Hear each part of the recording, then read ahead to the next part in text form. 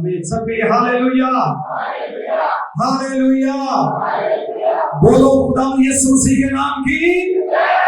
खुदा यीशु मसीह का मुर्दों में से जी उठना आपको बहुत बहुत मुबारक हो। कलाम सुनने के लिए तैयार है? इससे पहले कि मैं कलाम पेश करूं, मदर ऑफ चर्च रेवरेंड अजरा और बिशप जॉनसन की तरफ से आपको यीशु मसीह का जी उठना बहुत बहुत मुबारक हो। उनको भी मुबारक। Praise the lord, hallelujah. आज का हमारा टॉपिक है मसीह के जी उठने की इनफरादियत और बरकत। खुदावंद यीशु मसीह के मुर्दों में से जी उठने की इनफरादियत और बरकत क्या है, यानी उसकी जो फजीलत है वो पता है तो ही हम सेलिब्रेट कर रहे हैं। यूं तो बहुत सारे मुर्दे जिंदा हुए हैं, लेकिन मसीह का जी उठना क्यों मनाया जाता है? इसका मतलब यह है कि वो दूसरों से मुख्तलिफ। पूरी दुनिया में बहुत सारे मज़ाहिब हैं, लेकिन मैं मसीही हूं ही इसलिए, मेरे क्रिश्चियन होने के पीछे वजह ही है कि मैं खुदावंद यीशु मसीह का मरना, दफन होना और तीसरे दिन मुर्दों में से जी उठना मानता हूं। यही एक ऐसी चीज है जो हमें दुनिया से अलग कर देती है। बाइबल मुकद्दस में 10 मुख्तलिफ वाक़यात, बाइबल मुकद्दस में जिस तरतीब के साथ वो लिखे हुए हैं, मैं किताबों की तरतीब के हिसाब से आपको बताता हूं, और उन सब को बताने के बाद हम इस मुकाम पर पहुंचेंगे तो आप यकीनन बरकत को हासिल करेंगे। आमीन आमीन। लिख लीजिए, नोट कर लीजिएगा, पढ़ेंगे नहीं हम ताकि वक्त बचाएं। पहला सलातीन 17वां बाब 17वीं आयत से 24वीं आयत तक। पहला सलातीन chapter number 17 verse number 17 to 24। ये एलिया का वाक्य है। जब एलिया अखीब के पास गया और उसने कहा कि देख इस मुल्क में काल होगा और जब तक मैं ना कहूं आसमान से बारिश नहीं होगी। उसने जब ये कहा तो अखीब उसके खिलाफ हो गई। खुदा ने एलिया से कहा कि जा कुरैत के नाले पर चला जा। जब वो कुरैत के नाले पर गया, वहीं पर वो रहता, वहीं पर खाता पीता था। और खुदा ने कहा मैंने कब्बों को हुक्म किया कि वो तेरी खिदमत करे। कब्बे आकर उसे सुबह को भी रोटी और साथ क्या देते थे? रोस्ट। शाम को भी रोटी और रोटी। तो नबियों की खुराक शुरू से रोटी होती रही।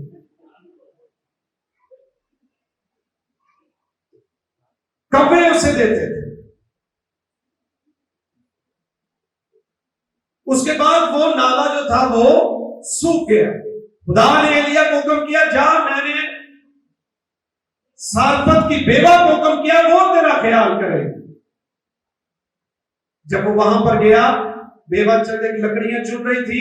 एलिया ने उसे आवाज देकर कहा मेरे लिए थोड़ा पानी ले ले। जब वो पानी लेने जा रही थी तो पीछे से एलिया ने आवाज देकर कहा कि मेरे लिए एक टिकिया भी बनाती रहना, यानी रोटी का एक टुकड़ा लेते आ। वो बेवा औरत कहने लगी काल है, हर तरफ काल ही काल है, हमारे पास तो थोड़ा सा आटा है, थोड़ा सा तेल है, अभी हम पकाएंगे, मैं और मेरा बेटा खाएंगे और मर जाएंगे। एलिया ने उससे कहा जा पहले मेरे लिए लेकर आ। वो गई, एलिया के लिए बना के लाई, उसने खाया, एलिया ने उन्हें दुआ दी, वो भी खाती रही, उसका बेटा भी खाता रहा, उनका घराना और बल्कि उनका पूरा कुंबा खाता रहा। सब के ये हालेलुया। जब आप मुश्किल हालात में खुदा के काम, खुदा के लोगों की फिक्र करते हैं, खुदा आपकी जिंदगी में बरकत की कसरत को जारी कर देता है।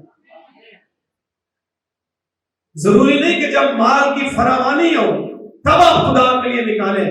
जब माल उतना ना भी हो और आप खुद जरूरत में हो तब भी आप खुदा के लिए निकालते हैं। खुदा आपकी जरूरतों को मौजज़ों के साथ पूरा कर देता है।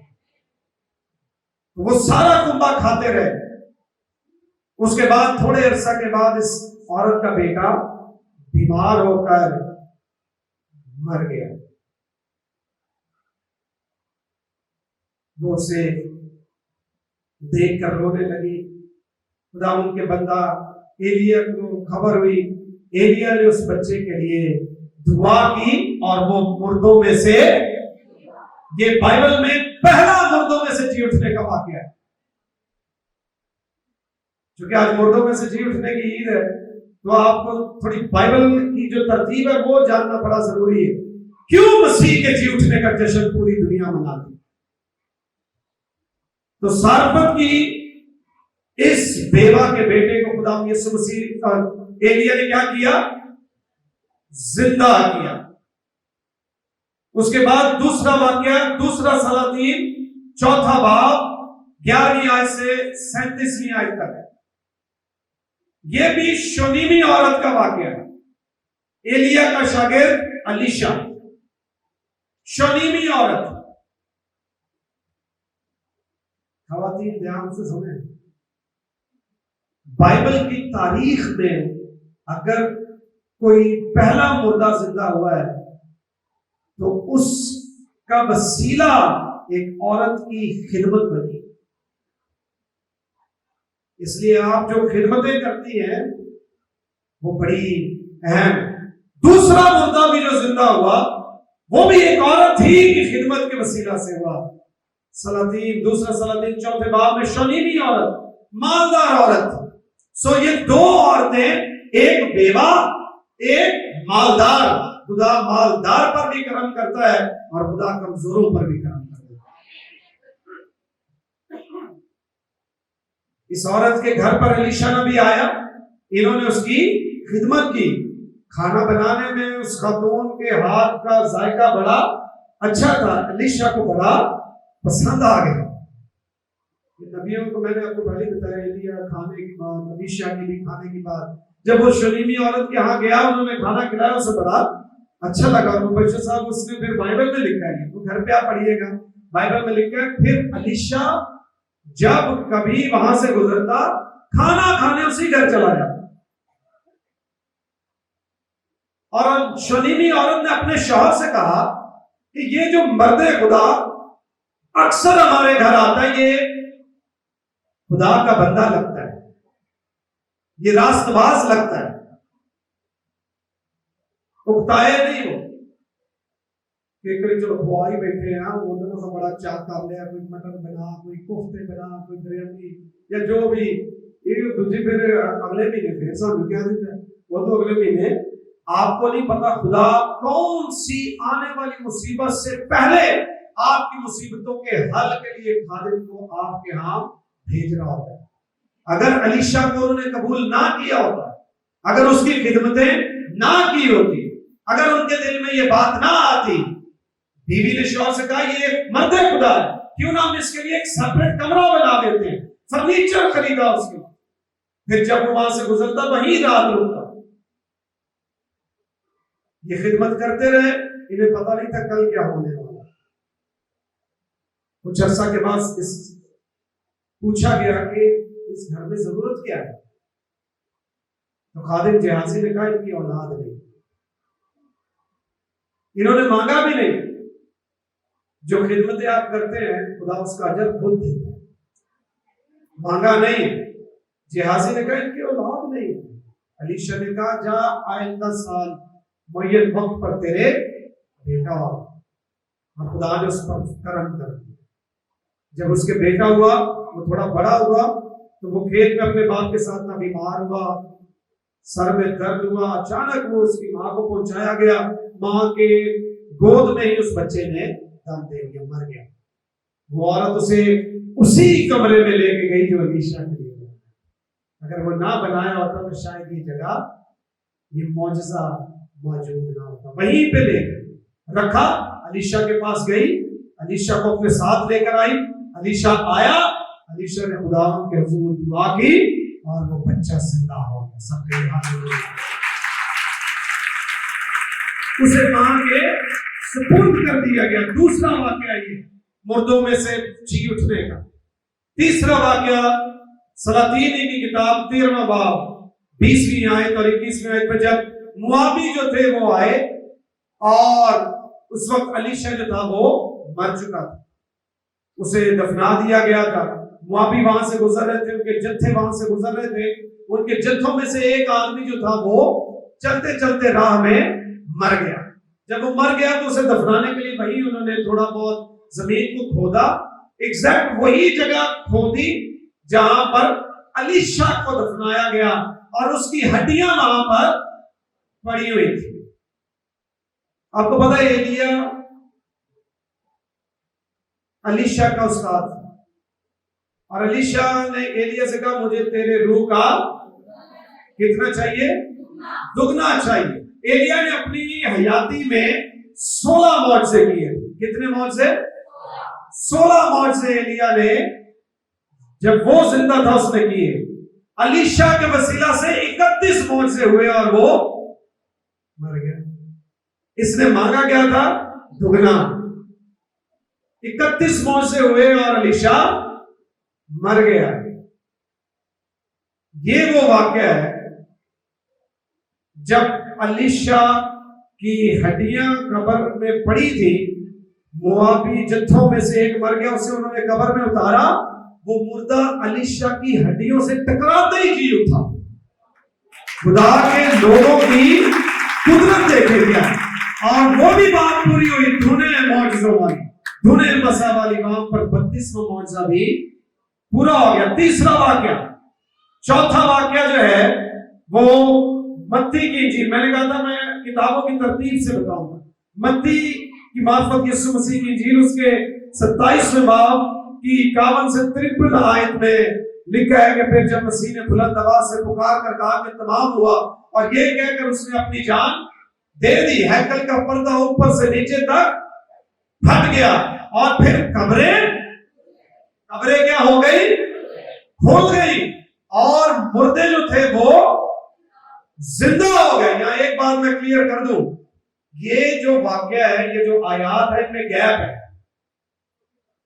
बहुत सारे लोग इसे पेश करते हैं कि मसीह जब सलीब पे था तमाम हुआ था, कब्रें खुल गई, मुर्दे बाहर निकल आए और लोगों को दिखाई दिए। जबकि बाइबल में लिखा है, मैं पढ़ देता हूं ताकि ये गलतफहमी दूर हो जाए। ये वाली आयत से पढ़ देते हैं, मत्ती की इंजील उसका 27वां बाब। ये तरतीब से आप सुनते रहिएगा, फिर आपको कलाम की समझ भी आएगी। 51 आयत से वर्स नंबर 51। और मकदस का पर्दा ऊपर से नीचे तक फटकर 2 टुकड़े हो गया और जमीन लरजी और चट्टानें तिड़क गई और कब्रें खुल गई और बहुत से जिस्म उन मुकद्दसों के जो सो गए थे जी उठे। यहां गलतफहमी लोग ये समझ लेते हैं कि मसीह जब सलीब पर था उसी वक्त शायद जी उठे। ऐसा नहीं हुआ, जी उठे। और आगे क्या लिखा है? और उसके जी उठने के बाद कब्रों से निकल गए। कब्रों से निकले नहीं, उसके यानी यीशु के जी उठने के बाद कब्रों से निकलकर मुकद्दस शहर में गए और बहुतों को ये चौथा वाक्य है। सो जितने जी उठे थे मसीह से पहले कब्र से कोई बाहर नहीं आया। ये बात ज़हन में रखिए। और थोड़ी देर बाद ये नुकता समझ आएगा जब मैं इस पे आता हूं। इसको अपने ज़हन में एक तरफ रखो। जैसे आप खाना खाने जाते हैं ना, तो आपने खानी बिरयानी होती है, मीठा पहले लेके आ जाते हैं, उसे साइड पे रख देते हैं, फिर बिरयानी खाते रहते। उसके बाद फिर आपको पता बाद में हमने ये भी, तो ये नुकता याद रखिएगा, बाद में इस पे बात हम करते हैं। 5वां वाकया जो है वो लूका की इंजील उसके 7वें बाब की 11वीं आयत से 15वीं आयत तक है, जहां पर नाइन शहर की एक बेवा का बेटा जो था वो मर गया उसे लोग लेके जा रहे थे। इस तरफ से ये मुर्दा को लेके जा रहे हैं, उस तरफ से खुदा यीशु मसीह उस शहर में दाखिल हो रहे हैं। राह में मुलाकात हुई, यीशु मसीह को उस पर तरस आया, उसने जनाजा को रोका और उससे कहा जवान उठ, और वो जवान जिंदा हो गया। पांचवा वाक्य, छठा वाक्य है याएर की 12 साल की बेटी का जी उठना। लूका की इंजील उसका 8वां बाब। याएर की बेटी बीमार थी, याएर खुदा यीशु मसीह के पास आया, खुदा यीशु मसीह उसके साथ उसके घर गए, दरवाजा बंद किया, शागिर्दों को लिया, मां और बाप को लिया और उससे कहा तलीता कूमी, और वो बच्ची जो थी वो जिंदा हो गई। और मसीह ने कहा इसे कुछ खाने के लिए दो। 7वां वाक्या यूहन्ना की इंजील उसका 11वां बाब, पहली आयत से 44वीं आयत तक है, जो लाजर का जिंदा होना। मरियम और मार्था का भाई लाजर मर गया, उसे दफना दिया गया। खुदा यीशु मसीह चौथे दिन आए, चौथे दिन आकर कब्र के बाहर खड़े होकर बुलंद आवाज से पुकार कर कहा, ऐ लाजर कब्र से बाहर निकला, और लाजर कब्र से बाहर निकल आया। उस दिन मसीह अगर ये ना कहते कि लाजर निकला, और ये कहते क्या मुर्दा शख्स कब्र से बाहर आ जा, तो जितने मुर्दे दफन हुए थे सारे ही बाहर आ गया। वरना ये कहना से कि सानू मसीह ने, ये बिब्लिकल है, यूहन्ना की इंजील में लिखा है जितने खुदा के बेटे की आवाज सुनेंगे कब्रों से बाहर आ जाएंगे। उस दिन मसीह ने खास लाजर को पुकारा कि अबे तुझे दीवारी, सिर्फ तू कब्र से बाहर आ जा। ये 7वां वाक्य है जो लाजर का मुर्दों में से जी उठना है। 8वां वाक्य ईमान की किताब 9वें बाब की 36वीं आयत से 42वीं आयत तक है, जहां पर एक खातून है जिसका नाम तबीता, जिसका तर्जुमा हरनी है। तबीता नाम खातून जो थी वो ईमानदार थी, कारोबारी खातून थी, कपड़े का उसका कारोबार था, उससे वो खिदमत करती थी और गरीबों और कमजोरों का बड़ा ख्याल रखती थी, देती थी उन्हें, उनकी मदद करती थी, उनके साथ खड़ी होती थी। वो मर गई, उसे पाला खाना में रखा और पतरस को, क्योंकि ये याफा का वाक्य पतरस लुद्दा में था, उसे बुलाया गया। पतरस रसूल वहां पर आए, कमरे में गए, दुआ की और उस खातून तबीता को जिंदा कर दिया। सब पे ये हालेलुया। ये कौन सा वाक्य है? कौन सा? 8वां। उसके बाद 9वां वाक्य बाइबल मुकद्दस में ईमान की किताब उसका 20वां बाब 7वीं आयत से 12वीं आयत तक। ये ऐसा मुकाम है जहां पौलुस रसूल खिदमत कर रहे थे। सुबह पौलुस ने किसी दूसरी जगह जाना था, रवाना होना था, तो सबको इकट्ठा करके रात देर तक लेट मीटिंग हुई, लंबा कलाम सुनाया, इतना लंबा कलाम सुनाया, इतना लंबा कलाम सुनाया, इतना लंबा कलाम सुनाया कि एक शख्स जिसका नाम यूथफुस था वो खिड़की के पास खड़ा था और खिड़की के पास खड़ा खड़ा हो गया और तीसरी मंजिल से नीचे गिरा।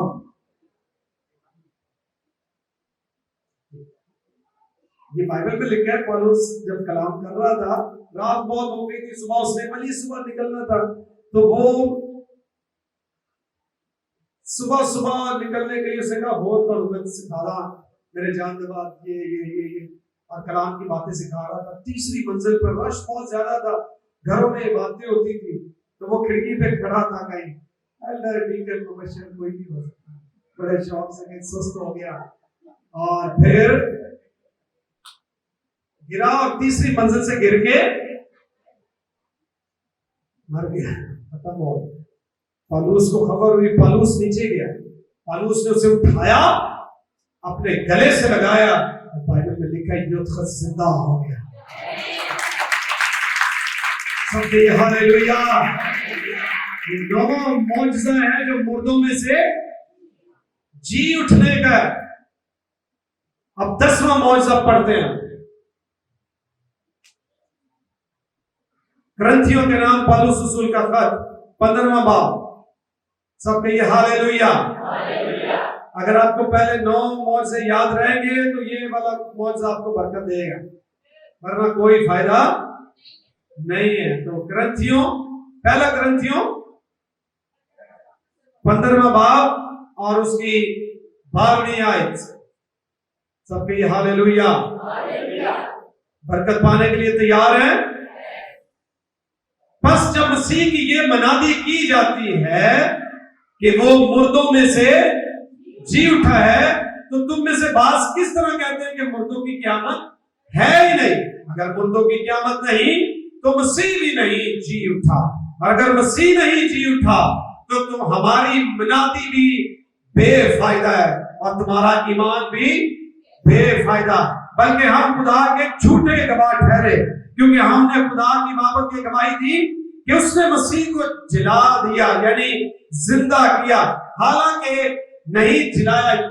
अगर बिलफर्ज मुर्दे नहीं जी उठते, और अगर मुर्दे नहीं जी उठते तो मसीह भी नहीं जी उठा, और अगर मसीह नहीं जी उठा तो तुम्हारा ईमान बेफायदा है। तुम अब तक अपने गुनाहों में गिरफ्तार और बहुत दूर कहानी चली जाए, बल्कि जो मसीह में सो गए हैं वो भी हलाक हुए। अगर हम सिर्फ इसी जिंदगी में मसीह में उम्मीद रखते हैं तो सब आदमियों से ज्यादा बदनसीब हैं। और अब 20वीं और आखिरी आयत, लेकिन फिल वाक़या मसीह मुर्दों में से जी उठा है। सबके हालेलुया।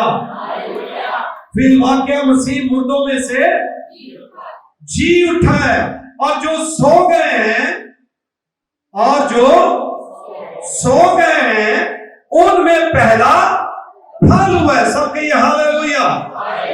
मसीह के मुर्दों में से जी उठने की इनफरादियत और बरकत यही है कि जितने भी पहले मुर्दे जी उठे हैं वो दोबारा मर गए थे।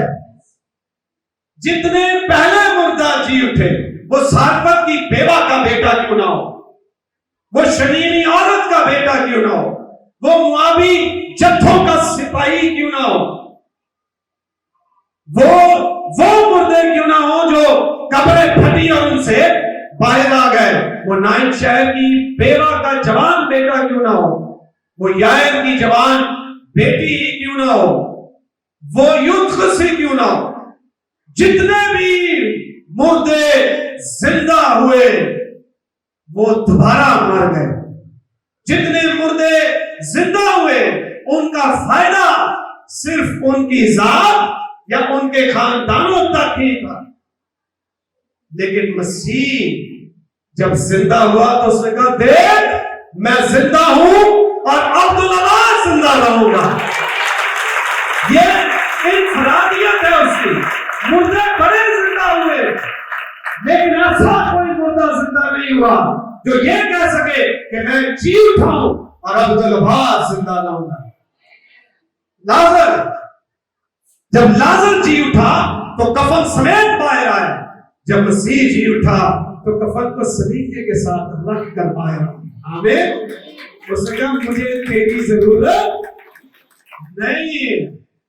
ये जो रोमी थे ना, इन्होंने गलत खबर फैला कि इसको चुरा के ले गए।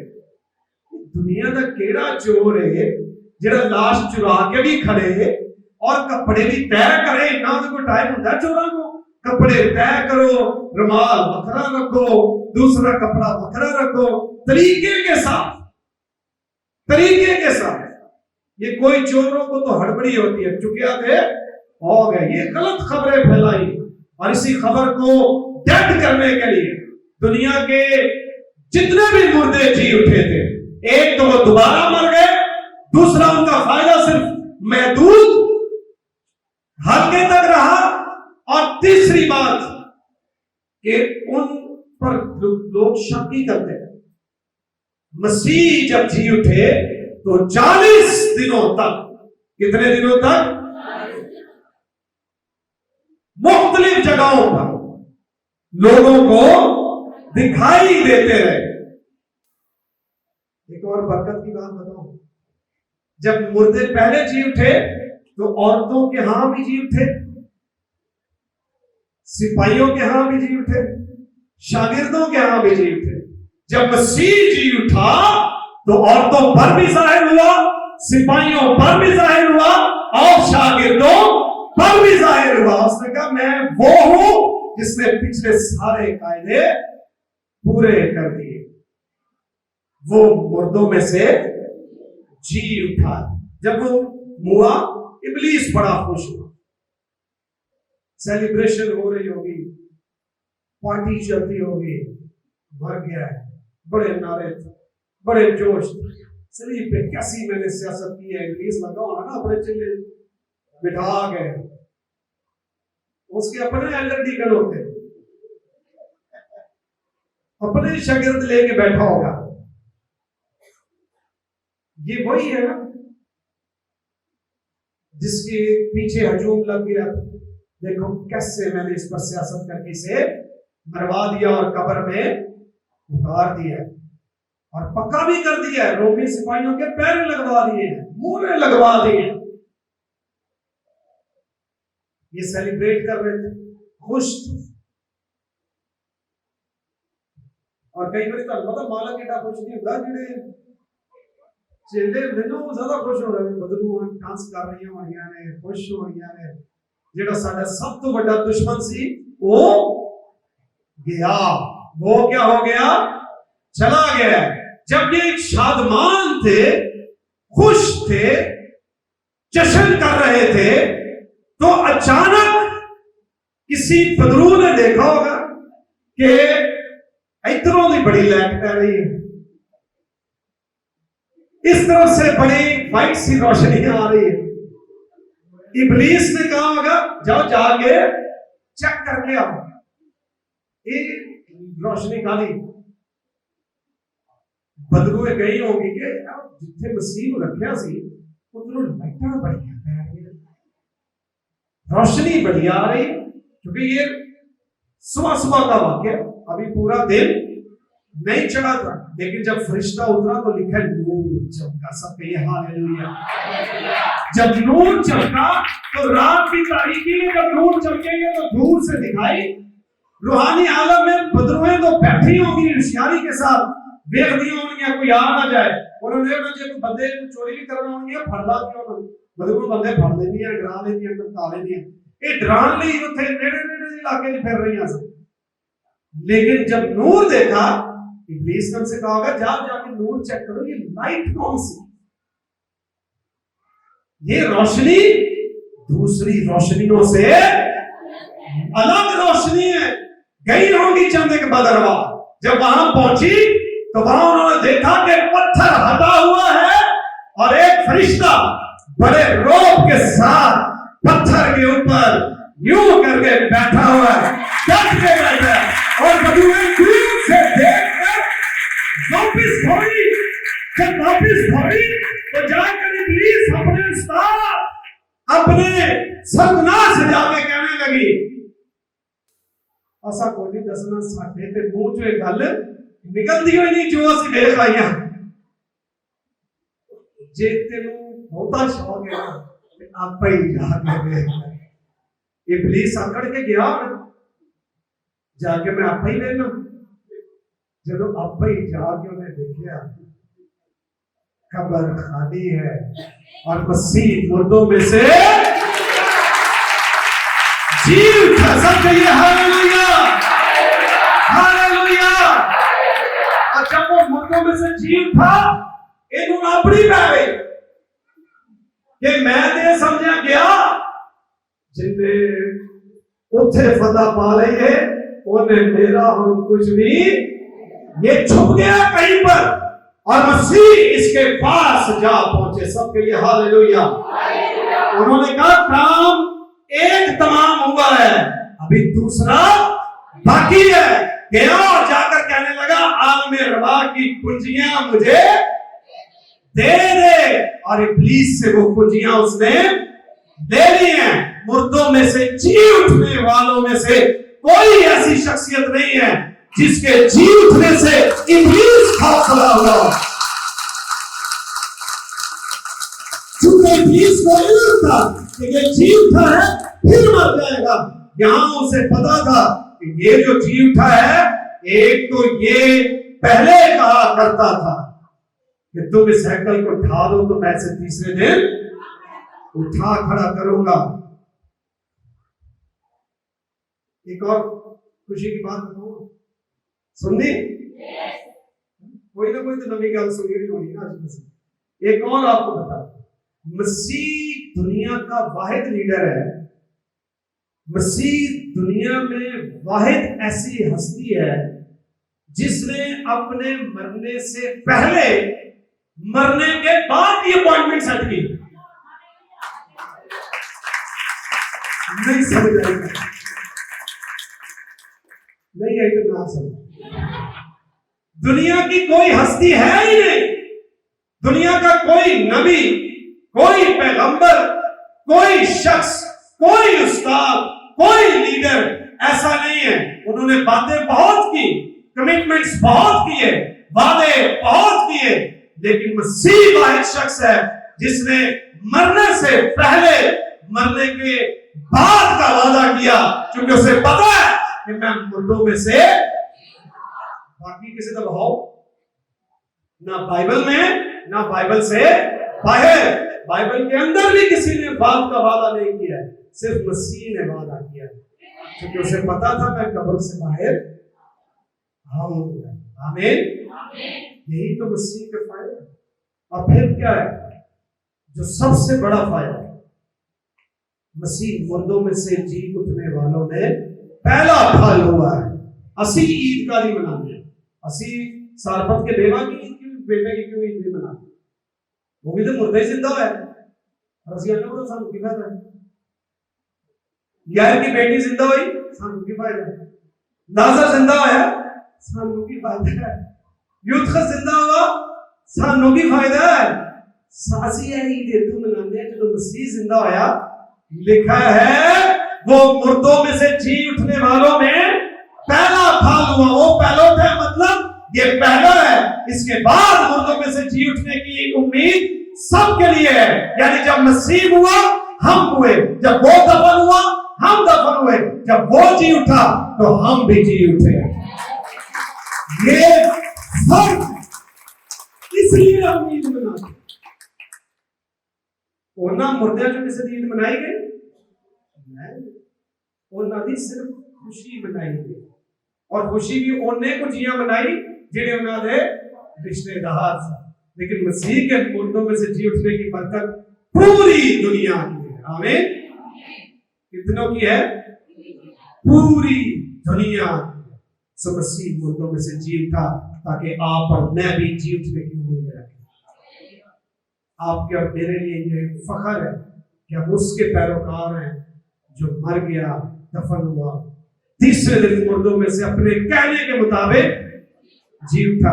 वो सारे मुर्दों में से जी उठने वालों में मुनफरिद है, क्योंकि वो जब जी उठा तो फिर कभी ना मरेगा।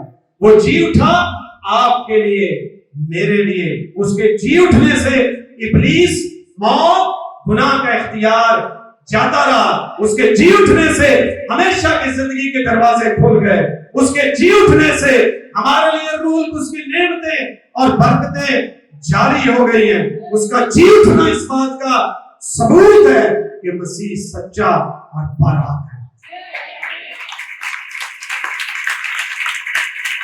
इसलिए आप सबको मसीह का मुर्दों में से जी उठना मुबारक हो, और आपके जी उठने का बंदोबस्त उसने पहले ही कर दिया। आमीन। उसके जी उठने से आप और मैं भी ये उम्मीद रखते हैं कि असली भी हालेलुया।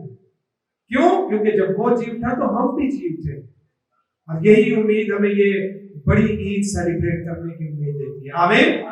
आइए दुआ करें, शुक्रगुजारी करें।